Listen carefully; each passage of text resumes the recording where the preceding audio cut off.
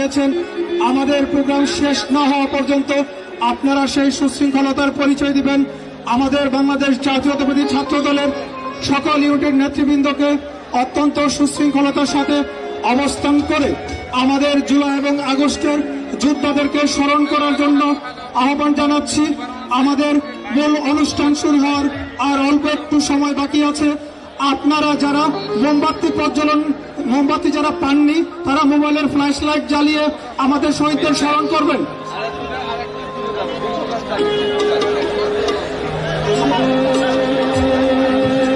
ভাই আমার তো সমস্যা হয়ে যাচ্ছে ভাই ভাই শুরু করে দিয়ে চলে আসবো ভাই একটু পাড়া খেলবেন।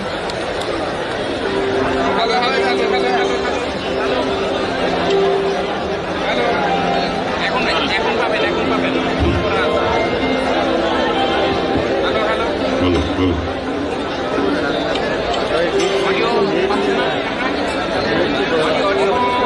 বিসমিল্লাহির রহমানির রহিম। বাংলাদেশ জাতীয়তাবাদী ছাত্রদল কেন্দ্রীয় সংসদ কর্তৃক আয়োজিত জুলাই এবং আগস্টে যে সকল বীর শহীদরা শহীদ হয়েছেন এবং যারা আহত হয়েছেন তাদের স্মৃতির সম্মানার্থে আলোয় আলোয় স্মৃতি সমুজ্জ্বল শিরোনামে সমবেত কণ্ঠে জাতীয় সঙ্গীত এবং মোমবাতি প্রজ্বলনের আজকের এই কর্মসূচিতে আপনারা যারা উপস্থিত হয়েছেন আপনাদের সকলের প্রতি আমরা কৃতজ্ঞতা জানাচ্ছি।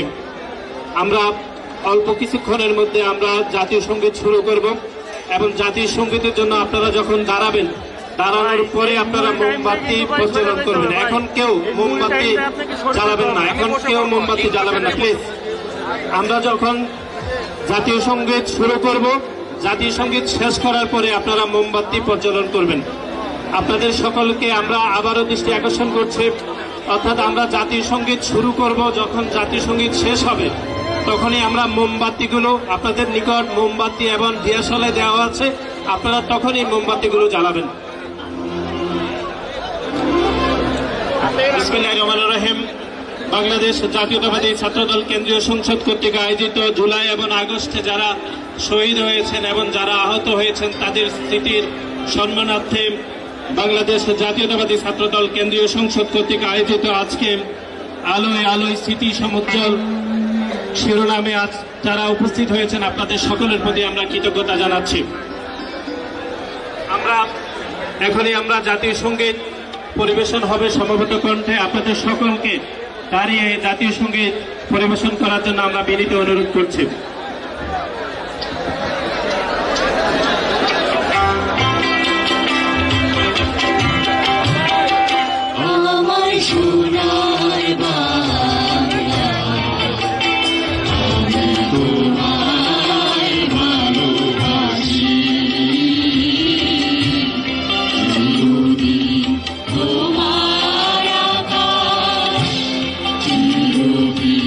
Oh,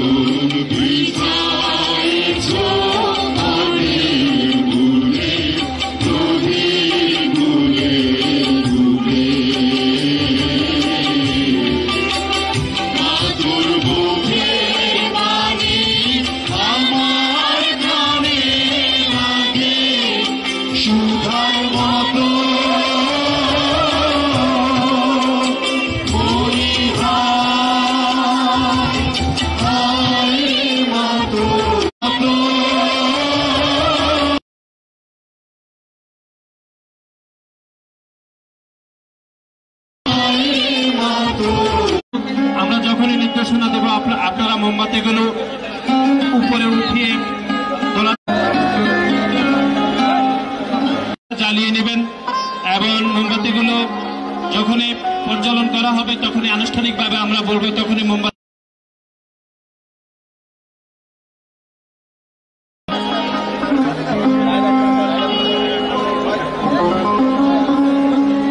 সবাই মোমবাতিগুলো উপরে তুলে ধরুন। ওকে, মোমবাতিগুলো আপনারা উপরে ধরে রাখবেন এবং নীরবতা পালন করবেন। আমাদের ব্যাকগ্রাউন্ড মিউজিক যাবে এবং এটি 2 মিনিট ধরে আমরা মোমবাতি প্রজ্বলনের কর্মসূচিটি গ্রহণ রাখবো।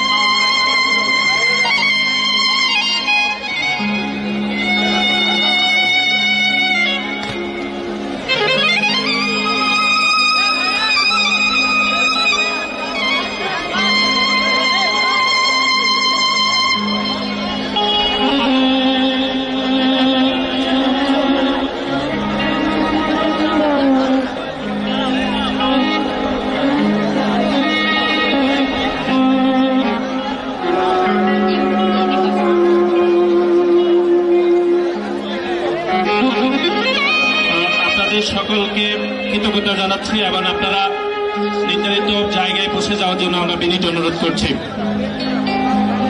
এবং মোমবাতিগুলো আপনারা বন্ধ করে নেবেন এবং আপনারা স্ব স্ব জায়গায় বসে যাওয়ার জন্য আমরা বিনীত অনুরোধ করছি।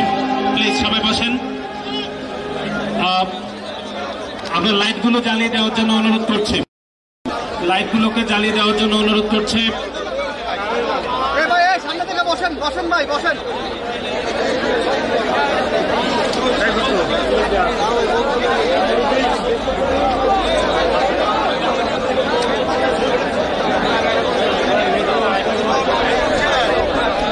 আপনাদের সবাইকে বসে পড়ার জন্য অনুরোধ করছি। আমাদের অনুষ্ঠানের দ্বিতীয় পর্ব এখন শুরু হবে। আমাদের অনুষ্ঠানের প্রথম পর্ব জাতীয় সঙ্গীত এবং মোমবাতি প্রজ্বলনের মাধ্যমে আমাদের জুলাই আগস্টের সহযোদ্ধাদের স্মরণ করা। প্রথম পর্বটি ইতিমধ্যে সম্পন্ন হয়েছে। আপনারা যারা অত্যন্ত ধৈর্য সহকারে প্রথম পর্বে অংশগ্রহণ করেছেন, আপনাদের সবার প্রতি কৃতজ্ঞতা প্রকাশ করছি।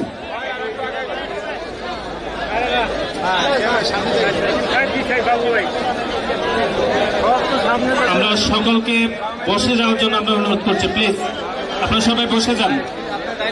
এই যে আমার বাম পাশে সবাইকে বসে যাওয়ার জন্য অনুরোধ করছি। আমরা খুব অল্পক্ষণের মধ্যে আমাদের প্রোগ্রামটি শেষ করব। আপনাদেরকে বসে যাওয়ার জন্য আমরা বিনীত অনুরোধ করছি। এই যে মিডিয়ার সামনে বসেন, এই প্লিজ, এই মঞ্চের বাম পাশে ঢাকা বিশ্ববিদ্যালয় অতিথি কলেজে যারা ছিলেন সবাইকে দ্রুততম সময়ে শের বাংলা তাপস আলমগীর 1 মিনিটের মধ্যে আপনারা বসে 1 মিনিট সময়। যারা এখানে যারা রয়েছেন সিনিয়র সবাই বসে যান, ডান পাশে বসে যান প্লিজ। জগন্নাথ বিশ্ববিদ্যালয় সবাইকে বসে যেতে হবে। ফাইন, ধন্যবাদ।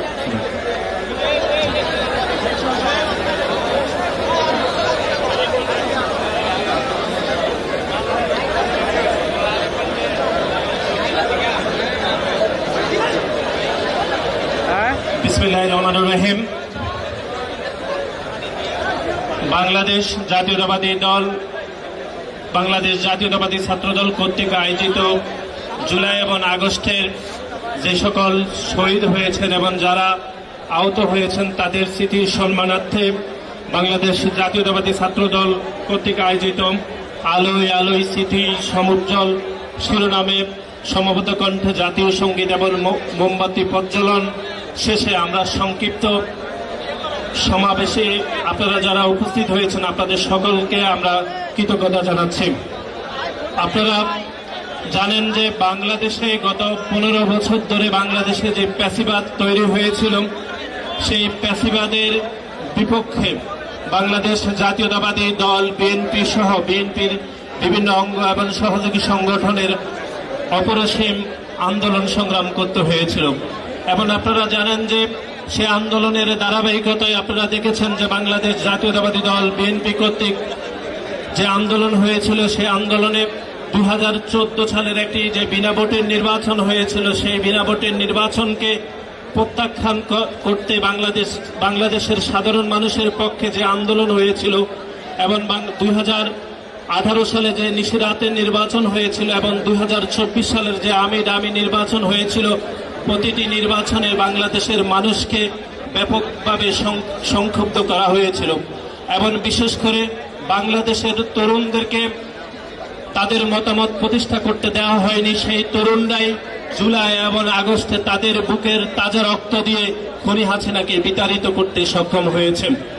আপনারা সবাই বিখ্যাত মুভি দ্য গ্রেট ডিটেক্টর যেটি 1940 সালে যেটি প্রকাশিত হয়েছে, যেখানে দেখানো হয়েছে হিটলার তার শাসন ব্যবস্থাকে মজবুত করার জন্য কিভাবে তার দেশের জনগণকে হত্যাযজ্ঞে নিয়োজিত হয়েছিল।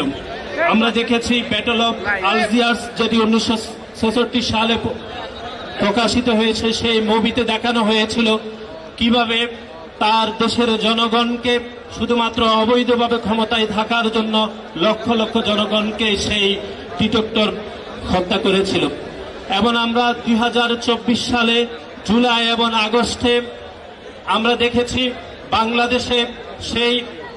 বাংলাদেশে জুলাই এবং আগস্টে যে হত্যাকাণ্ড পরিচালিত হয়েছে সেটি কোনোভাবে দ্য গ্রেট ডিটেক্টর অথবা ব্যাটল অফ আলজিয়ার্সের মতো কোনো মুভি ছিল না, বরং বাংলাদেশের গণতান্ত্রিক ব্যবস্থাকে শক্তিশালী করতে বাংলাদেশের তরুণরা, বাংলাদেশের শ্রমিকদের অভূতপূর্ব আন্দোলন হয়েছিল। সেই আন্দোলনে খুনি হাসিনা প্রকাশ্যে দিনে দুপুরে গুলি চালিয়েছিল, সেই গুলি চালিয়ে 2000-এরও বেশি ছাত্র জনতাকে খুন করেছে। আজকের এই আয়োজনে আমরা সেই ছাত্র জনতাকে গভীর শ্রদ্ধাভরে স্মরণ করছি এবং বাংলাদেশ জাতীয়তাবাদী ছাত্র দলের পক্ষ থেকে আমরা তাদের প্রতি কৃতজ্ঞতা জানাচ্ছি। সংগ্রামী সমাবেশ এই পর্যায়ে আপনাদের সামনে সংক্ষিপ্ত বক্তব্য দিবেন বাংলাদেশ জাতীয়তাবাদী দল বাংলাদেশ জাতীয়তাবাদী ছাত্র দল কেন্দ্রীয় সংসদের সাবেক সফল আহ্বায়ক, বাংলাদেশ ঢাকা বিশ্ববিদ্যালয়ের সাবেক ভিপি জনাব আমানুল্লাহ আমান ভাইকে সংক্ষিপ্ত বক্তব্য রাখার জন্য বিনীত অনুরোধ করছি।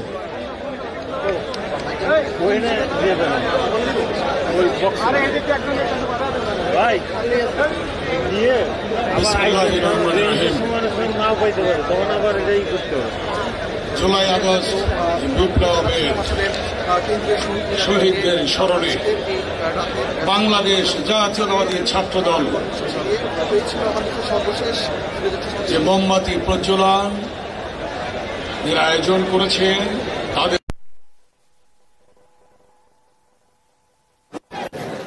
জাতীয়তাবাদী সভাপতি উপস্থিত উদযাপন কমিটির জুলাই আগস্ট উদযাপন কমিটি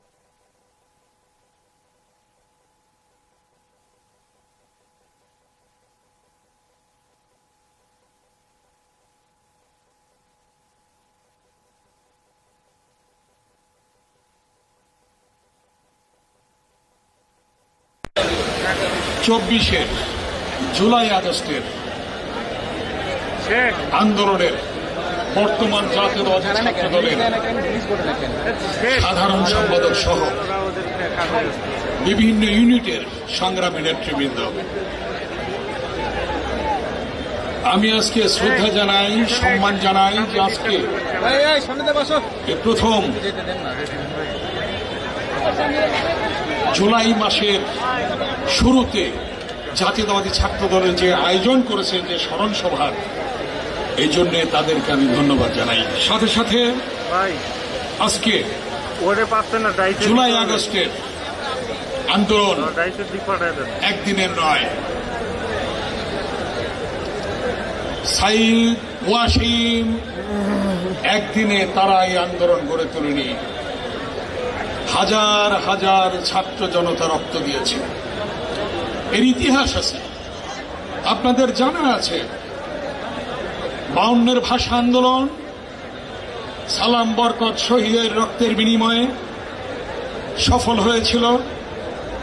62-র শিক্ষা আন্দোলন, ওয়াজুল্লাহ বাবুলের রক্তের বিনিময়ে সেদিন শিক্ষার অধিকার প্রতিষ্ঠা হয়েছিল। আপনারা জানেন 69-এর গণ অভ্যুত্থান শহীদ আসাদের রক্তের বিনিময়ে সেদিন সফল হয়েছিল। 71-এর মুক্তিযুদ্ধ, মহান স্বাধীনতার ঘোষক শহীদ রাষ্ট্রপতি জিয়াউর রহমানের সেই চট্টগ্রামের কালুরঘাট বেতার কেন্দ্র থেকে স্বাধীনতার ঘোষণার মধ্য দিয়ে লক্ষ লক্ষ রক্তের বিনিময়ে সেদিন আমরা পেয়েছিলাম স্বাধীনতা। তার পরবর্তী ইতিহাস আপনারা জানেন। দেশের যখন বিপর্যস্ত অবস্থা, 90-এর স্বৈরাচার বিরোধী গণতান্ত্রিক আন্দোলনে বিএনপির চেয়ারপারসন দেশনেত্রী বেগম খালেদা জিয়ার আপসীর নেতৃত্বে সেদিন সফল হয়েছিল। জিহাদ ডাক্তার মিলনের রক্তের বিনিময়ে 90-এর স্বৈরাচার বিরোধী আন্দোলন সফল হয়েছিল। এই শহীদ মিনারে আমরা সেদিন ডাকসু এবং সর্বদলীয় ছাত্র ঐক্য শপথ নিয়েছিলাম।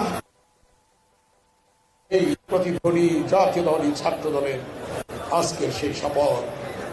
তাই সেই 90 এবং পরবর্তীতে 2024 হাজার হাজার ছাত্র জনতার রক্তের বিনিময়ে, সে আমার ভাই সাইদ, চট্টগ্রামের ছাত্র দলের নেতা ওয়াসিম সহ হাজার হাজার ছাত্র জনতার রক্তের বিনিময়ে আমরা আজকে ফ্যাসিস্ট খুনি হাসিনা মুক্ত বাংলাদেশ পেয়েছি। এখন আমাদের প্রত্যাশা, বিএনপির ভারপ্রাপ্ত চেয়ারম্যান দেশনায়ক যে কথাটি সুদূর প্রসারীভাবে বলেছিলেন, দেশ যাবে কোন পথে, ফয়সালা হবে রাজপথে, সেই রাজপথেই কিন্তু ফয়সালা হয়েছে। 90-এর আন্দোলন সম্পর্কে অনেকেই হয়তো জানেন না আপনারা। সেদিন অনেকেরই জন্ম হয় নাই, অনেকেরই বয়স কম ছিল। সেদিনও যখন আন্দোলন তুঙ্গে স্বৈরাচারী এরশাদ আজকের বিএনপির ভারপ্রাপ্ত চেয়ারম্যান দেশনায়ক তারেক রহমানকে আক্রমণ করেছিল, আঘাত করেছিল, 11টি কালো দাগ রয়েছে। আমরা যখন সর্বদলীয় ছাত্র ঐক্যের মিটিং করি প্রেস ক্লাবের সামনে, সেদিন সম্মিলিত সাংস্কৃতিক জোট সহ পেশাজীবীরা যখন আমাদের সাথে একাত্মতা ঘোষণা করলো, সেদিনই তারেক রহমানের উপর আক্রমণ করা হয়েছিল। তার পিঠে 11টি কালো দাগ সম্বলিত সেই ছবিগুলি লুৎফর রহমান বেনু এনে প্রেস ক্লাবের সামনে আমাদের কাছে তুলে ধরল। সেই আন্দোলনও বিএনপির আজকের ভারপ্রাপ্ত চেয়ারম্যান দেশনায়ক তারেক রহমানের ভূমিকা ছিল। তাই আজকে ছাত্র জনতার জাতীয়তাবাদী ছাত্র দলের নেতৃত্বে যে আন্দোলন হয়েছে, ওয়াসিমের রক্তের বিনিময়ে, সাইদের রক্তের বিনিময়ে, সেই রক্ত কখনই বৃথা যাবে না। সামনে নির্বাচনের রোডম্যাপ হয়েছে। বিএনপির ভারপ্রাপ্ত চেয়ারম্যান দেশনায়ক তারেক রহমানের সাথে প্রধান উপদেষ্টা মহোদয়ের বৈঠক হয়েছে। সেই অনুযায়ী আগামী ফেব্রুয়ারিতে নির্বাচন হবে। সেই নির্বাচনে আল্লাহর রহমতে ইনশাল্লাহ বিএনপি আল্লাহর রহমতে ক্ষমতায় আসবে এবং দেশ পরিচালনায় অংশগ্রহণ করবে বিএনপির ভারপ্রাপ্ত চেয়ারম্যান দেশনায়ক তারেক রহমান। ইতিমধ্যেই আপনারা দেখেছেন ডাক্তার জুবাইদা রহমান, বিএনপির ভারপ্রাপ্ত চেয়ারম্যান দেশনায়ক তারেক রহমানের সহধর্মিণী এসেছেন দেশে। ইনশাল্লাহ কিছুদিনের মধ্যেই বিএনপির ভারপ্রাপ্ত চেয়ারম্যান দেশনায়ক তারেক রহমান বাংলাদেশে এসে আপনাদের সাথে থেকে নেতৃত্ব দেবেন এবং সেই নেতৃত্বে ইনশাল্লাহ বাংলাদেশে গণতন্ত্র ফিরে আসবে। এটাই আমাদের প্রত্যাশা আজকে জাতীয়তাবাদী ছাত্র দলের কাছে। এই কথা বলে সকলকে ধন্যবাদ জানিয়ে শহীদের আত্মার মাগফিরাত কামনা করে আমার বক্তব্য আমি এখানেই শেষ করছি। আল্লাহ হাফেজ। শহীদদের রক্ত অমর হোক। ধন্যবাদ সকলকে। আমরা বিনীত অনুরোধ করছি বাংলাদেশ জাতীয়তাবাদী ছাত্রদল কেন্দ্রীয় সংসদের বিপ্লবী সাবেক সভাপতি ডক্টর রাসেলুজ্জামান রিপন ভাইকে সংক্ষিপ্ত বক্তব্য রাখার জন্য বিনীত অনুরোধ করছি।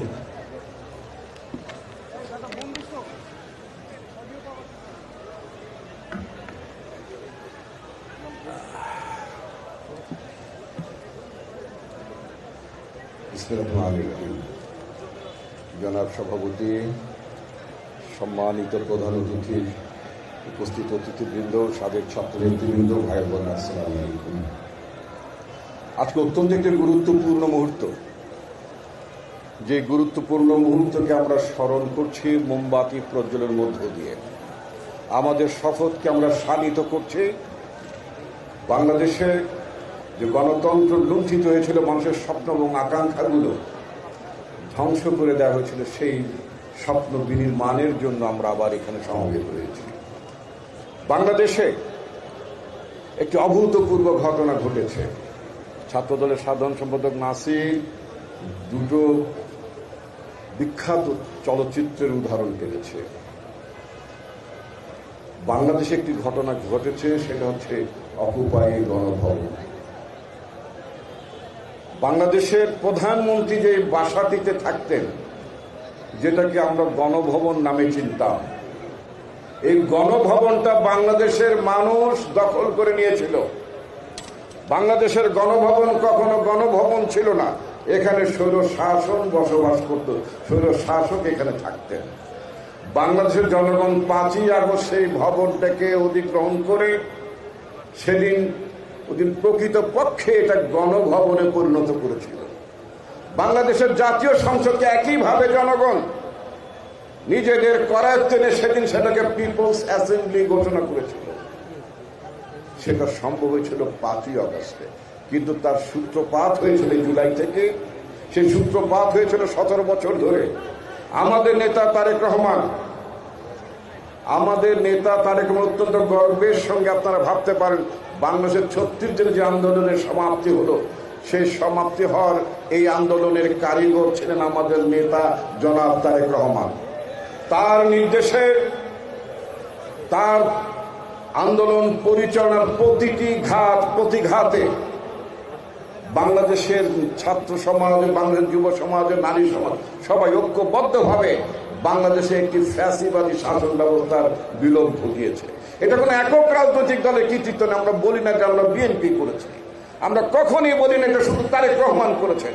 বাংলাদেশের আপামর মানুষ এটি সম্ভব করেছে। বাংলাদেশে নারী, বাংলাদেশের